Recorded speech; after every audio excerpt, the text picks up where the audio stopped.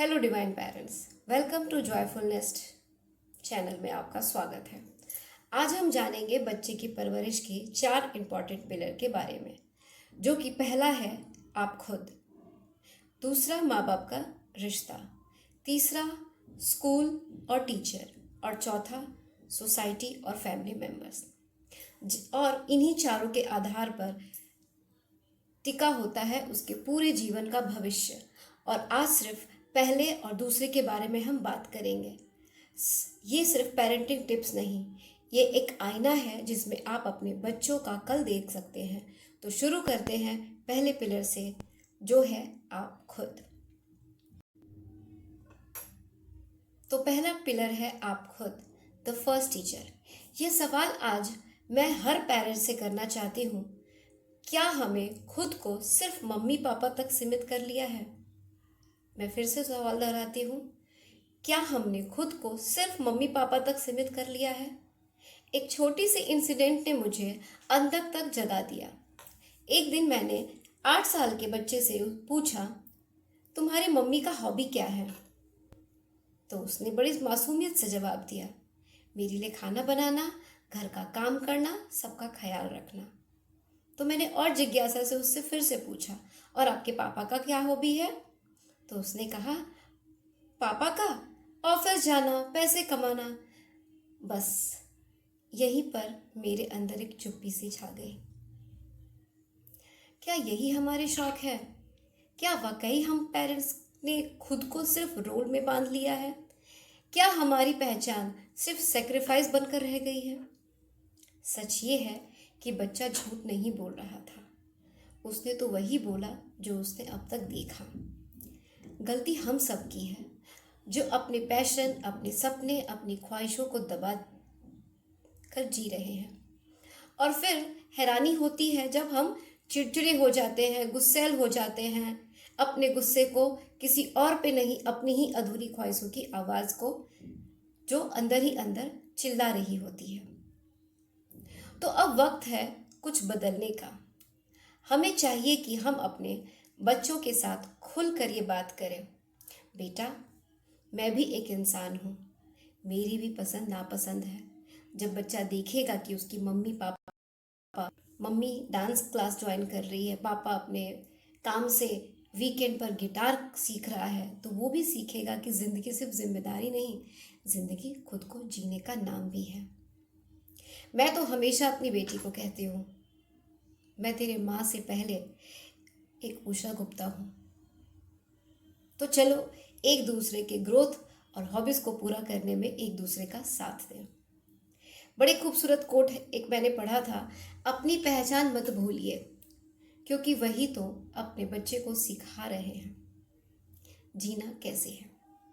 तो आज एक ऑनेस्ट सवाल खुद से पूछिए, मुझ में अब भी वो छोटी छोटी खुशी ढूंढने वाला इंसान छुपा है या छुपी है?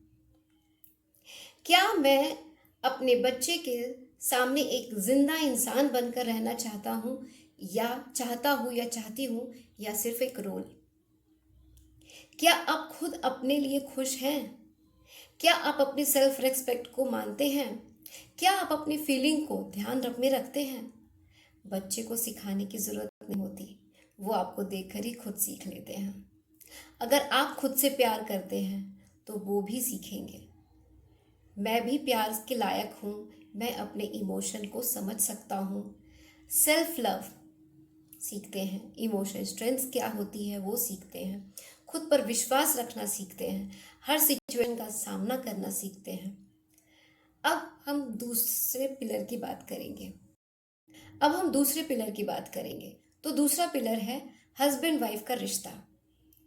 याद है क्या आखिरी बार आपने एक दूसरे का हाथ कब थामा था? पता नहीं किसने ये शुरुआत की कि जैसे ही बच्चा आ जाए पति पत्नी का रिश्ता कहीं छूटने लगता है। पहले जो एक दूसरे की आंखों में दुनिया ढूंढते थे, अब वही आंखों में सिर्फ बच्चे ढूंढते हैं, और बच्चे से जुड़ी ज़रूरतें और डिस्कस होती भी है।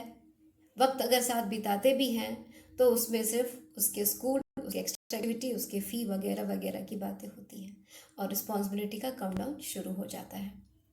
वो प्यार भरी बातें और छोटे छोटे सरप्राइजेस जैसे कहाँ कहीं गुम हो जाते हैं। क्या ये एक दूसरे का लव लैंग्वेज जैसे भूल ही जाते हैं? क्या है एक दूसरे का लव लैंग्वेज जैसे हम भूल ही गए हैं? शादी एक टीम बन गई है, पर टीममेट के बीच का कनेक्शन खो सा गया है। पर सच ये है, बच्चा आया है दोनों के प्यार देखने, ना कि एक दूसरे से दूरी महसूस करने। अगर माँ बाप एक दूसरे के साथ इमोशनली कनेक्ट होते हैं तो बच्चा इमोशनली सिक्योरिटी का फील करता है। वो सीखता है प्यार क्या होता है, इज्जत कैसे दी जाती है और रिश्ता का मतलब क्या होता है। इसमें बड़ी खूबसूरत एक कोट मैंने पढ़ी थी, सबसे बड़ा गिफ्ट जो अपने जो अपने बच्चे को दे सकते हैं वो है एक दूसरे का सच्चा, गहरा और जिंदा रिश्ता। बच्चा प्यार को नहीं समझता, वो आपको प्यार करते हुए देखकर उसे समझता है। जब आप एक दूसरे को रिस्पेक्ट देते हैं, सपोर्ट करते हैं, डिसएग्रीमेंट को कामली हैंडल करते हैं, तब बच्चा सीखता है कि रिलेशनशिप का मतलब सिर्फ रोमांस नहीं, अंडरस्टैंडिंग और टीमवर्क भी होता है। और बच्चा रिस्पेक्ट देना और लेना भी सीखता है। कॉन्फ्लिक्ट कॉन्फ्लिक्ट कैसे रिसॉल्व करते हैं वो भी सीखता है। अप्रिशिएट और केयर करना सीखता है। जेंडर इक्वलिटी का असर देखता है, लाइव एग्जाम्पल देखता है। आज के लिए बस इतना ही। कल बाकी 2 पिलरों के बारे में हम बात करेंगे। So thank you so much.